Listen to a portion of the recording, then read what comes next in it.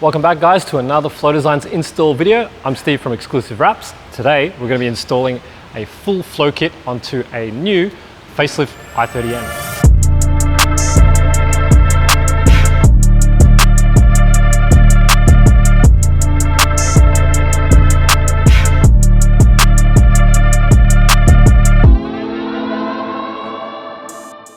Alrighty, so first up we're going to install the rear spats and winglets and the flow lock rear diffuser.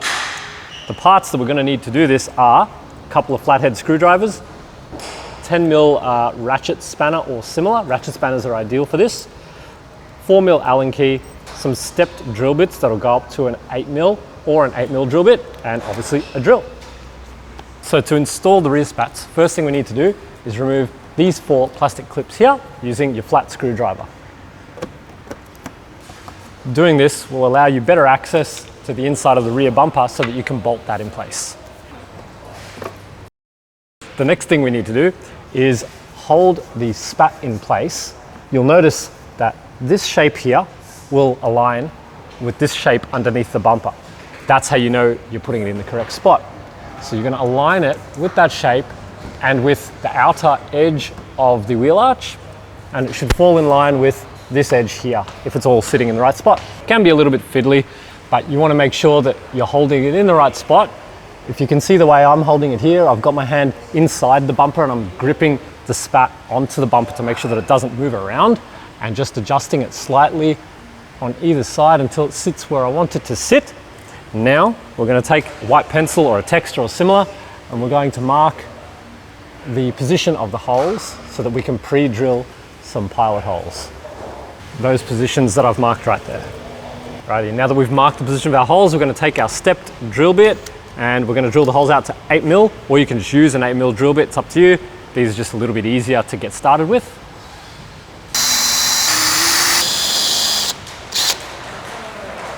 Now you'll notice when you open up the bag of nuts and bolts that come with this, 2 of the 6, because you're going to get 3 bolts for each side, are going to be taller than the rest. That's this one here.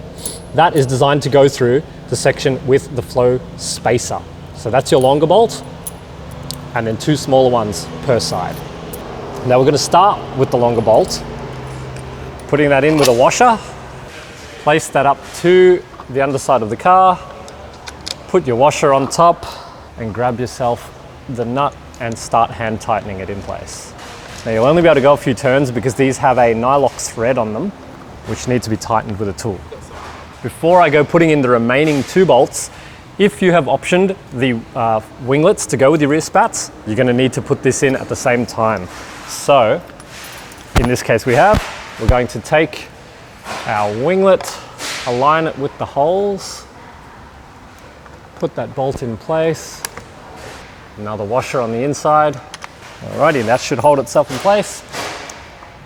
You get the last one up there. Alright, at this point, make sure that your is correctly aligned still. Being an 8mm hole, there's a little bit of play with the bolts, so you have a little bit of room to move and make sure your alignment is nice.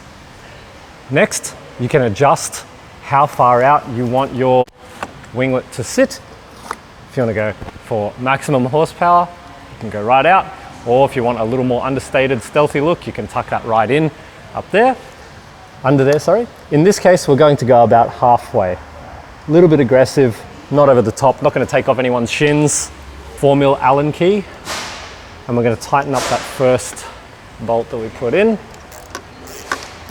And you can see why it's good to use a ratchet spanner, because it allows me to use the Allen key almost like it's a ratchet Allen key, which doesn't exist, mind you. Now that the bolts are tightened, we can put back the 4 clips from the splash guard. It's a lot easier if you stick your arm in to get that first clip in. Right guys, next up we're going to install the flow lock rear diffuser. First thing we're going to do is take all of our fins and install them onto the diffuser, paying close attention to the numbering and lettering system that's on there to make sure that you get the correct fin in the correct position. If it is. Now that we've got all the fins on, we get this aggressive little piece of kit here. We're going to slide it into position and we can adjust it ever so slightly left and right, mostly forwards because you want it to sit nice and flush against the bumper. you'll notice the little spaces in the middle should line up nicely underneath the existing fins on the car's factory diffuser, and then the flow lock fins here will sit nice and evenly on either side. Once you're satisfied that you've got your diffuser sitting where you'd like it to be sitting, take your trusty pencil or texter or pen and mark the hole locations, making sure you don't move the diffuser around, which might throw off your placement. Remove the diffuser, place it somewhere safely, and we can drill some 8mm holes using the step drill bit or an 8mm drill bit if you have one.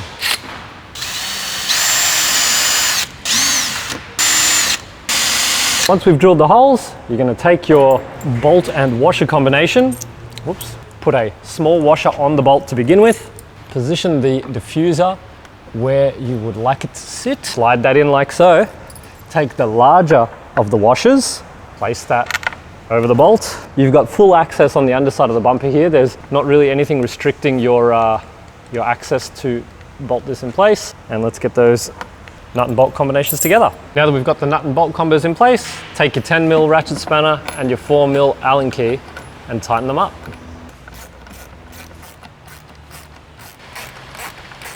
And that completes the installation of the rear flow lock diffuser and rear spats and winglets.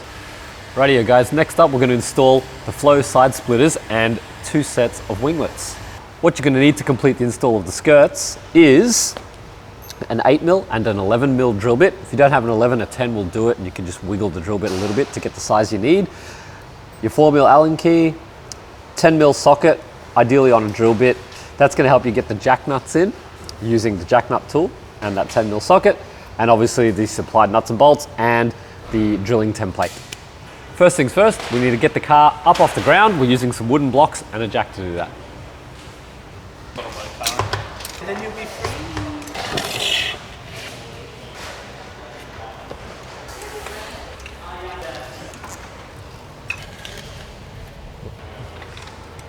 So the next thing we're going to do is we're going to take the template that Flow have provided, and on the driver's side, you're going to place the template up this way with the text facing up.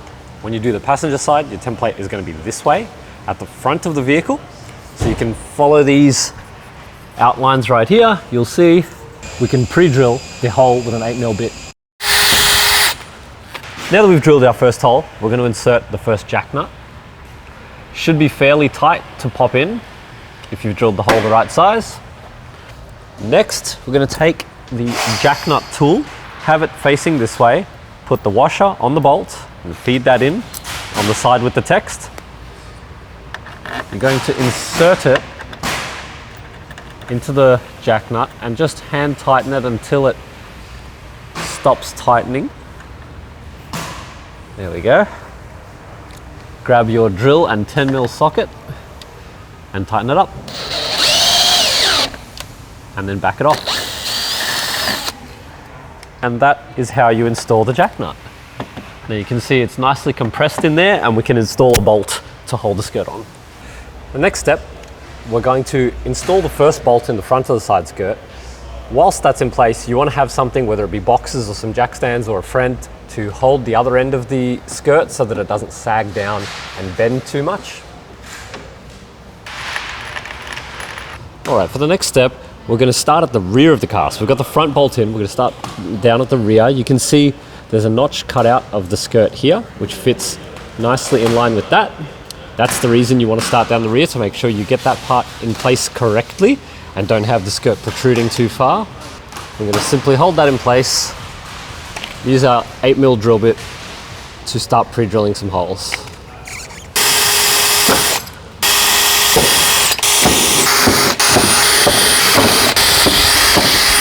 With the 8mm holes pre-drilled, we're going to remove that front bolt, take the skirt out of the way, drill out those holes to an 11mm hole, put all the jack nuts in place, and then we can bolt the skirt on.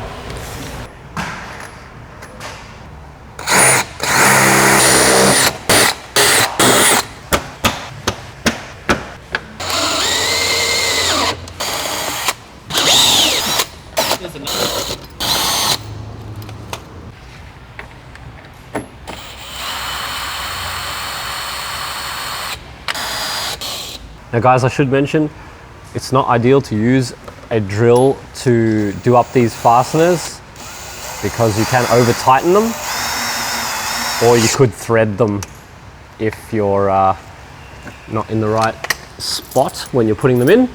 So I'm only doing these up just tight enough that they close up the gap here, and then I'm hand tightening them with the 4mm Allen key.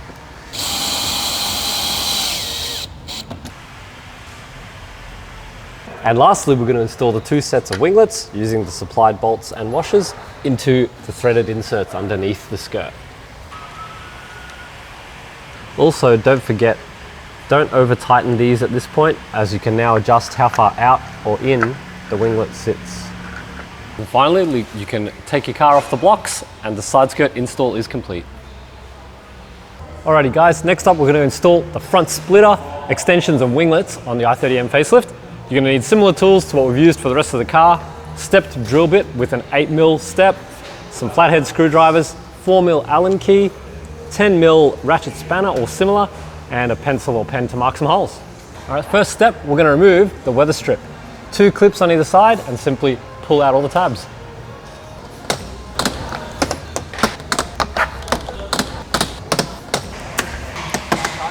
Next up, we're going to remove the under tray from the car. You've got clips running all along the front, down the sides, and a bunch of 10mm bolts as well.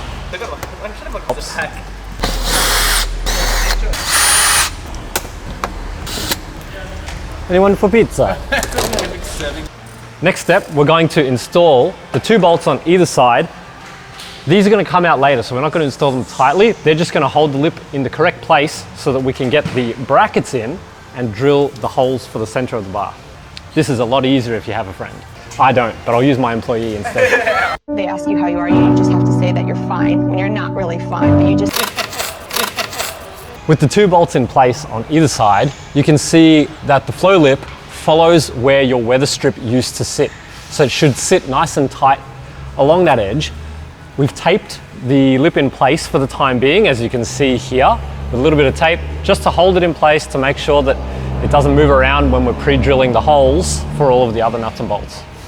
Alrighty, so now we're going to pre-drill the holes for the remaining bolts and nuts. You can do this 2 ways. One is you can mark all these holes with a pencil, take the lip off, pre-drill the holes. It's probably an unnecessary step. If you've got yourself an 8mm drill bit, once the lip is held in place with some tape, you can simply hold the lip nice and tight and just drill straight through the holes that are already there. And then you can put your nuts and bolts in place without having to take it off.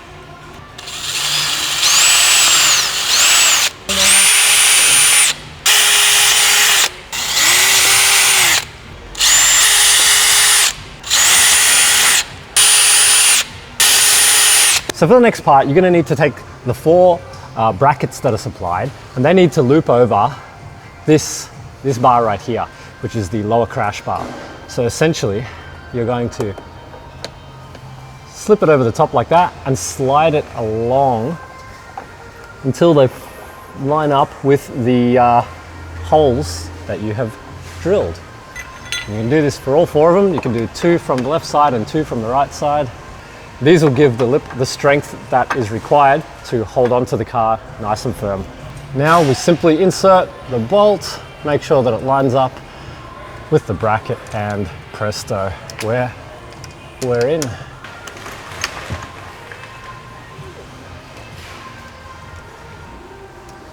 Alrighty, with the 4 main bolts in place, we can take off this tape, and the lip should be supported under its own weight, or by its own bracket rather. Now that all the center bolts in, we're going to take the nut and bolt washer combos for the side ones here. Use your 10mm ratchet spanner and the 4mm Allen key to tighten those ones up.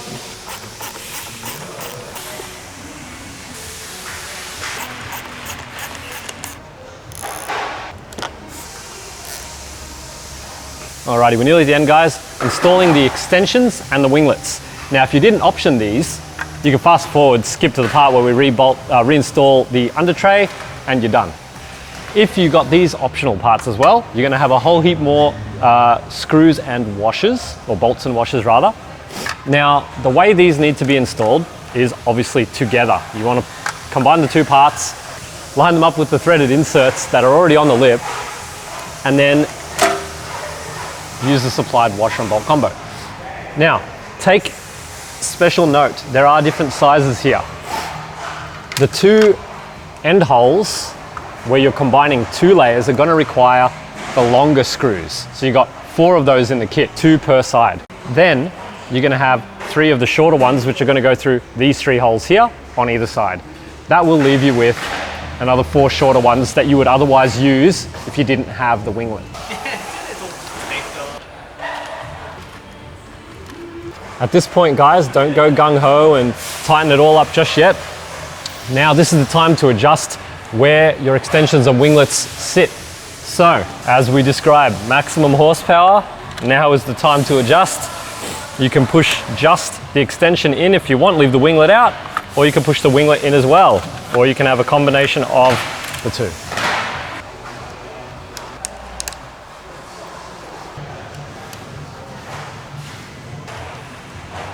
Last but not least, we're going to reinstall the under tray and we're done. Pay close attention to the way the under tray attaches at the rear, towards the rear of the car. You see this here needs to lip over the top of that metal bracket there, like so.